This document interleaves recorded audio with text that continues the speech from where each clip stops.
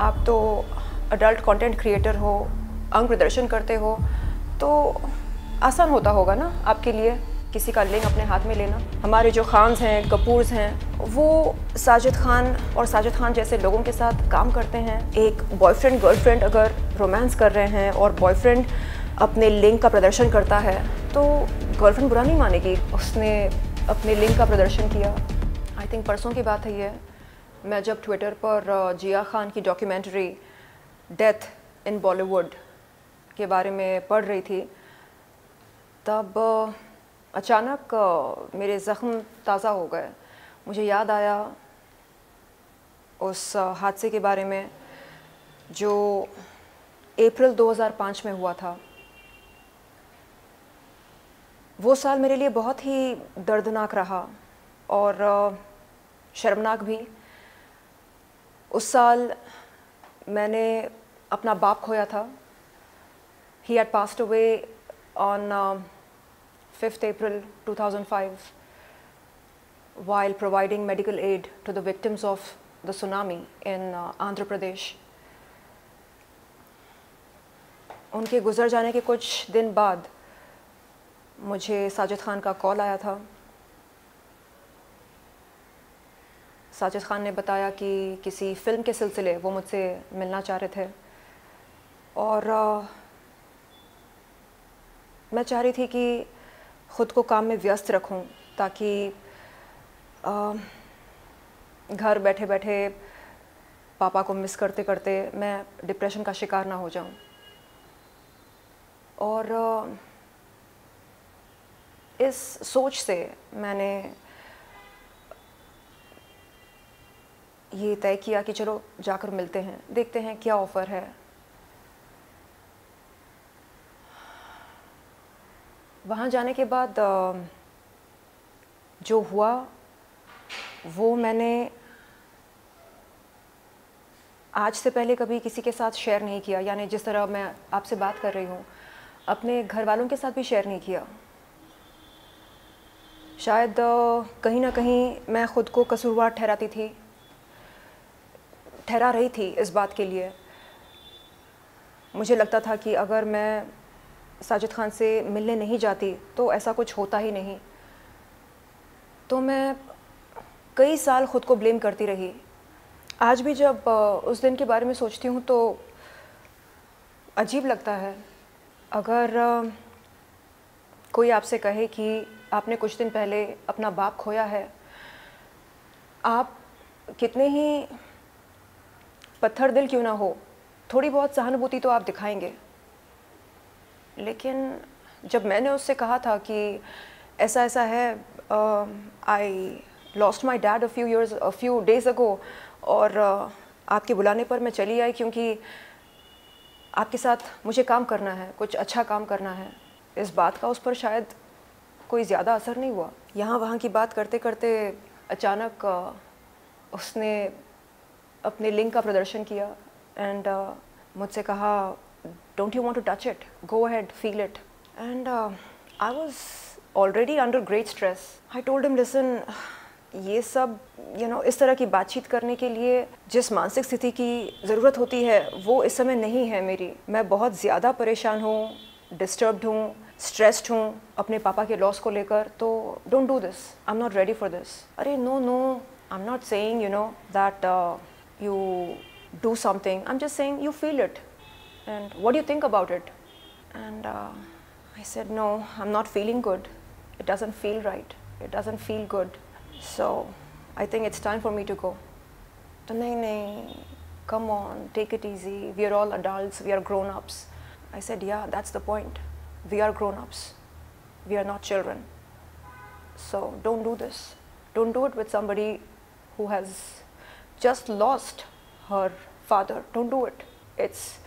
It's not easy to get back to work just a few days after you have lost your mentor, your anchor, your support system, your everything. My dad was my everything. He didn't pay any attention to my words. And I don't know why I somehow held myself responsible for that unfortunate event. मैं यही सोचती रही कि कसूर मेरा है। अगर मैं नहीं जाती तो ये सब होता नहीं, लेकिन आज ये समझ में आता है कि अगर मैं नहीं जाती तो कोई और जाती। मेरा शोषण नहीं हुआ होता तो किसी और का होता। तो इट्स नॉट अबाउट मेरा तेरा, इट्स अबाउट अस। सो आपके इस माध्यम के ज़रिए मैं साजिद खान से कहना चाहती हूँ कि वो अपने किए पर शर्मिंदा महसूस करे, पछताए और सॉरी कहे। सिर्फ मुझको ही नहीं, उन तमाम लड़कियों को जिसके साथ उसने बदतमीज़ी की, जिसका शोषण किया। सॉरी बोले, सॉरी जो मैं एक एसहोल रहा हूँ, सॉरी जो मैंने आप सभी के जज्बातों के साथ खिलवाड़ किया, सॉरी जो मैंने आपको फिल्म में काम दिलाने के बहाने अपने घर पर बुलाया और आपके साथ बदतमीज़ी की, ज़बरदस्ती की, आपका शोषण किया। इस बात के लिए माफ़ी मांगता हूँ। इस तरह से वो अपोलोजाइज़ करें और बताएं सबको कि देखो, it is not cool to cross the line of decency. एक बॉयफ्रेंड गर्लफ्रेंड अगर रोमांस कर रहे हैं और बॉयफ्रेंड अपने लिंग का प्रदर्शन करता है तो गर्लफ्रेंड बुरा नहीं मानेगी, गर्लफ्रेंड को खुशी होगी। लेकिन यहाँ पर सिचुएशन वो बिल्कुल नहीं था। एक निर्देशक जब एक अभिनेत्री से काम के सिलसिले में बात कर रहा हो और अचानक अपने पैंट्स में हाथ डालकर अपना लिंग बाहर निकालकर उसे दिखाता हो, तो ये एक प्लेजेंट एक्सपीरियंस कभी नहीं रह सकता। क्या आप मानती हैं कि ऐसे बहुत से लोगों के साथ हुआ होगा और बीच में कई आपने अभी ट्वीट किया, इससे पहले भी जब मीटू के दौरान बहुत सारे इल्ज़ाम लगते रहे साजिद खान पे, क्योंकि he belongs to a family which is shared a good bond with all the top in the industry, इस वजह से वो बचे रहे, अब तक कुछ अभी तक हो नहीं पाया। What your take on that? मुझे समझ में ये नहीं आता कि जो ऑफेंडर्स होते हैं, रॉन्ग डूअर्स होते हैं, उनको सुपरस्टार्स का समर्थन कैसे मिल जाता है। हमारे जो खान्स हैं, कपूर्स हैं, वो साजिद खान जैसे लोगों के साथ काम करते हैं, ये मालूम होते हुए भी कि साजिद खान ने कई लड़कियों के साथ बदतमीज़ी की, लाइन ऑफ डिसेंसी को क्रॉस किया। क्यों उंगली नहीं उठाते साजिद के ख़िलाफ़? क्यों उन्हें ऐसे हादसे आपत्तिजनक नहीं लगते या आश्चर्यजनक नहीं लगते, शर्मनाक नहीं लगते? क्यों? आपत्तिजनक लगना चाहिए ना। अगर ये आपत्तिजनक ना हो तो फिर क्या हो सकता है? क्या मजबूरी है इन सुपरस्टार्स की जो ये काम करते हैं ऐसे लोगों के साथ?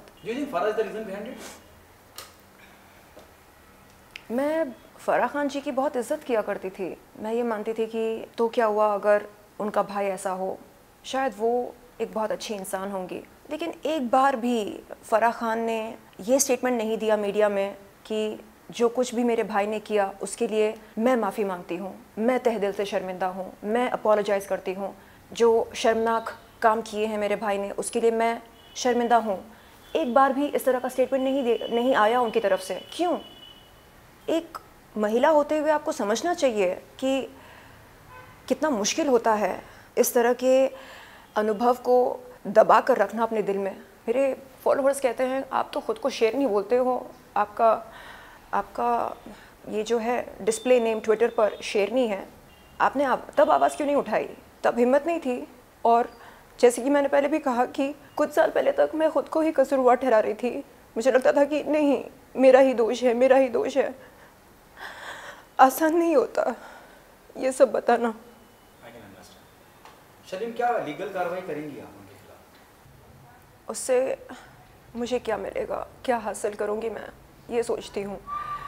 क्या उस बंदे की मानसिक स्थिति में बदलाव आएगा? क्या वो पहले से बेहतर बन जाएगा?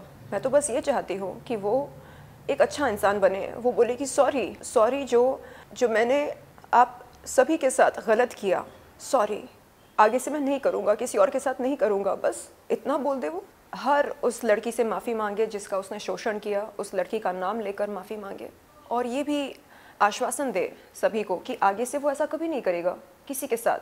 मैं यहाँ पर आपके सामने बैठी हूँ इस उद्देश्य से कि जो न्यू कमर्स आएंगे इस इंडस्ट्री में वो सतर्क होकर इन निर्देशकों और निर्माताओं के पास जाएं, प्रोफेशनल मीटिंग करने के लिए अपनी मानसिक स्थिति को एकदम मजबूत करके जाएं, प्रिपेयर होकर जाएं कि हाँ कुछ भी हो सकता है, हमें सतर्क रहना है। मुझे इस तरह की ट्रेनिंग बिल्कुल नहीं मिली थी। किसी ने ये नहीं बोला कि देखो कुछ भी हो सकता है, डिनर के कई मतलब होते हैं, बी अवेयर, किसी ने इस तरह की वार्निंग नहीं दी थी मुझे। लोग कहते हैं आप तो अडल्ट कंटेंट क्रिएटर हो, अंग प्रदर्शन करते हो, तो आसान होता होगा ना आपके लिए किसी का लिंग अपने हाथ में लेना। उन बेवकूफ़ों से मैं ये कहना चाहूँगी कि महिला चाहे अडल्ट कंटेंट क्रिएटर हो, अभिनेत्री हो, महत्वाकांक्षी अभिनेत्री हो, वैश्या हो, बाजारू औरत हो, आकर्षित हो, माल हो, जो भी हो, जैसी भी हो, हमारे देश का कानून इस बात की इजाज़त नहीं देता कि महिला के साथ ज़बरदस्ती हो या उसका शोषण हो या बलात्कार हो, बिल्कुल नहीं।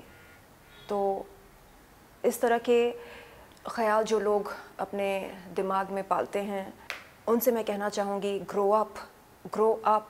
अडल्ट कंटेंट क्रिएटर हूँ, इस बात का पूरा श्रेय मैं बॉलीवुड को देती हूँ, लेकिन ये कहना कि आप जब चाहे किसी का भी लिंग पकड़ सकती हैं ना, नहीं। यदि लड़का मेरा प्रेमी हो तो बात अलग है। मैं साजिद खान के उनके पास गई थी केवल बात करने, फिल्म संबंधित बात करने।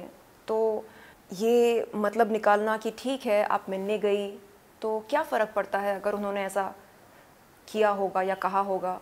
फ़र्क पड़ता है। This is unacceptable.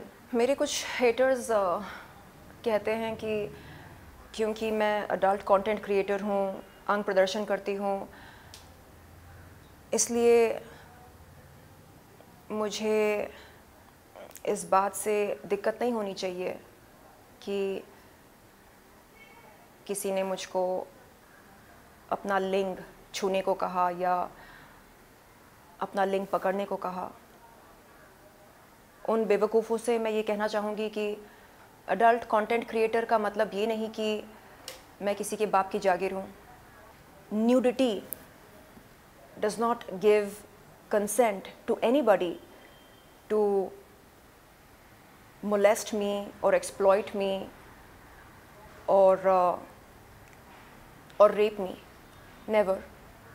आपने सनी लियोन को स्वीकारा, आपने उनको इज़्ज़त दी, नवाजा और बॉलीवुड हीरोइन का दर्जा दिया। मैं तो आपकी अपनी हूँ, तो फिर ये द्वेष कैसा? एक पॉर्न स्टार आपकी चहेती बन गई और दूसरी को आप एक क्रिमिनल की नज़र से देख रहे हैं। क्यों? मुझे याद है जब मैं बॉलीवुड के मशहूर निर्देशक निर्माता के पास काम मांगने जाती थी तो वो कहते, अरे आप में ना वो बात नहीं है। और मैं पूछती, सर कौन सी बात? नहीं, वो बात जो सनी लियोन में है। और मैं पूछती, अच्छा तो क्या करना चाहिए? अरे बनो उसकी तरह, एक सेंसेशनल पॉर्न स्टार बनो। आफ्टर ऑल तुम एक मामूली एक्टर हो। तो आज उन सब से मैं पूछना चाहूँगी कि क्या राय रखते हैं वो मेरे बारे में आज की तारीख में।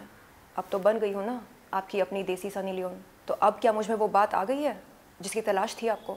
मैंने बॉलीवुड को करीब से देखा है, जाना है, समझा है, महसूस किया है और इस नतीजे पर पहुँची हूँ कि बॉलीवुड में दोगलापन बहुत है, बहुत ज़्यादा है।